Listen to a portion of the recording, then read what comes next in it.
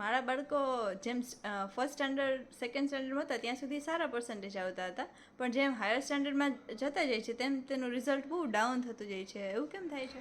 ખૂબ સારો question madam આપનો. કારણ કે મેં પણ એવા ઘણા બધા બાળકો જોયા છે કે જે સ્ટાન્ડર્ડ ફર્સ્ટ ટુ લઈને 5th સુધી સારા પર્સન્ટેજ આવે છે, પછી ધીમે ધીમે અને સ્ટાન્ડર્ડ 10th સ્ટાન્ડર્ડ સુધી પહોંચે ને તો ફેલ પણ થાય છે. તો આનું રીઝન શું છે? તો કે આનું રીઝન એ છે કે જ્યારે સ્ટાન્ડર્ડ ફર્સ્ટની અંદરમાં હોય ને ત્યાં જનરલી મેજોરિટી પેરેન્ટ્સ એવું બનતું હોય છે કે તેને રીડિંગ છે ને પણ પોતે પાસે બેસીને રીડિંગ કરાવે, ક્વેશ્ચન આન્સર છે તો મમ્મી છે તો ક્વેશ્ચન રીડ કરે છે અને સ્ટુડન્ટ આન્સર લખે છે, મેથ્સની અંદરમાં આવું કરે છે.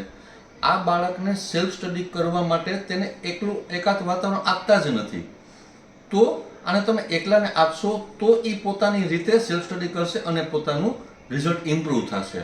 જનરલી હું આઈડિયલી એવું વિચારું છું કે માની કે સ્ટાન્ડર્ડ ફર્સ્ટની અંદરમાં બાળક છે તો જેટલું સ્ટાન્ડર્ડ છે એ સ્ટાન્ડર્ડથી અડધી કલાક માની કે પહેલા ધોરણમાં છે તો અડધી કલાક એને રીડ કરવું. સ્ટાન્ડર્ડ 6માં છે તો એને 3 hours બરાબર છે એને સેલ્ફ સ્ટડી કરવું. જો એ આ સ્ટડી કરશે તો એનો પોતાનો ઓટોમેટિક રિઝલ્ટ ઇમ્પ્રૂવ થશે. તો આ વસ્તુને ખાસ ધ્યાનમાં રાખજો. એનું સેલ્ફ સ્ટડી ઇમ્પોર્ટન્ટ છે અને એને હિસાબે તેનું રિઝલ્ટ ઇમ્પ્રૂવ થશે.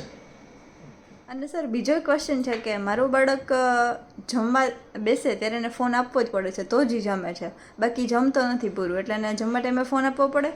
એન્ડ મીનવાઇલ જ્યારે એને કંઈ પણ વાત આપણે કરતા હોય તો એનું પૂરી વાત આપણે કરી લઈએ ત્યાં સુધી એમાં ફોકસ જ નથી રહેતું એનું. એમાં મેડમ એવું છે કે તમારા ક્વેશ્ચનને થોડોક હું ચેન્જ કરીશ કે અત્યારના મારા ઘણા બધા પેરેન્ટ્સ મારી સ્કૂલે મળવા આવતા હોય છે તો એમનો ક્વેશ્ચન એ આવતો હોય છે કે સર હું ઘણું બધું એને કહું છું પણ તે મારી વાત સાંભળતો નથી, તે મારી વાતને ધ્યાનમાં નથી લેતો. તો આનું મેઇન રીઝન શું છે? તો કે તમે જે વાત કરી તે તો કે મોબાઈલ. પહેલાંના જમાનામાં શું હતું કે આપણે મોબાઈલ નહોતા બરાબર છે, તો આપણે જે બાળક જ્યારે જમવા બેસતું ને ત્યારે આપણે એના મમ્મીને સ્ટોરી કરતા, એને એનિમલ બતાવતા, ચાંદા મામાની વાતો કરતા. તો પહેલાં વાતચીત થતી. પણ હવે કોઈ પાસે સમય નથી એટલે સૌથી ઇઝી વે શું છે? મોબાઈલ આપી દો. મોબાઈલની અંદરમાં એ બાળક રમવા રાખે છે અને તમે કહેશો એને ખબર નથી કે તે શું ખાય છે પણ એ ખાઈ જાય છે બરાબર છે. હવે પ્રશ્ન એ આવે છે કે મોબાઈલની અંદરમાં જોવે છે શું? તો કે કાર્ટૂન. તો પેરેન્ટ્સ વિચારે કાર્ટૂન જોવે છે એમાં શું વાંધો એમ, મારી પાસે જ મોબાઈલ છે ને તો એવું તો કંઈ કન્ટેન્ટ તે જોતો નથી. ના સાહેબ, આની અંદરમાં એક એવી વસ્તુ ટેકનોલોજી છે કે આજને ખાલી એક પિક્ચર, એક ખાલી ફોટો હોય છે ને તો તે સ્થિર હોય છે. ટેકનોલોજી એવી છે કે 1 સેકન્ડની અંદરમાં 30થી વધુ વખત તે ચેન્જ થાય છે, તેના કલર બદલે છે, તેનું કન્ટેન્ટ બદલે છે. આની હિસાબે શું થાય છે? એટેન્શન ડિસઓર્ડર થાય છે. તો એટેન્શન ડિસઓર્ડર એટલે એ બાળકને જલ્દી બધું આખું કન્ટેન્ટ ચેન્જ થાય છે એટલે તે પોતે ફોકસ નથી કરી શકતો.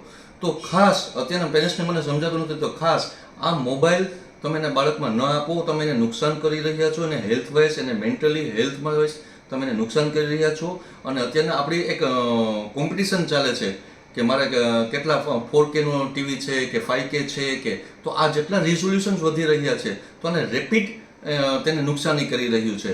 તો ખાસ દરેક પેરેન્ટ્સને અને વિડીયો જોનાર તમામ ને લોકોને હું કહું છું કે તમારા બાળકથી મેક્સિમમ મોબાઈલ દૂર રાખો, એને ફોકસ કરો, એને વાર્તા કરો, એને ગેમ રમાડો, તો જ આપણા બાળકનું પરિવર્તન આવી શકશે. Thank you.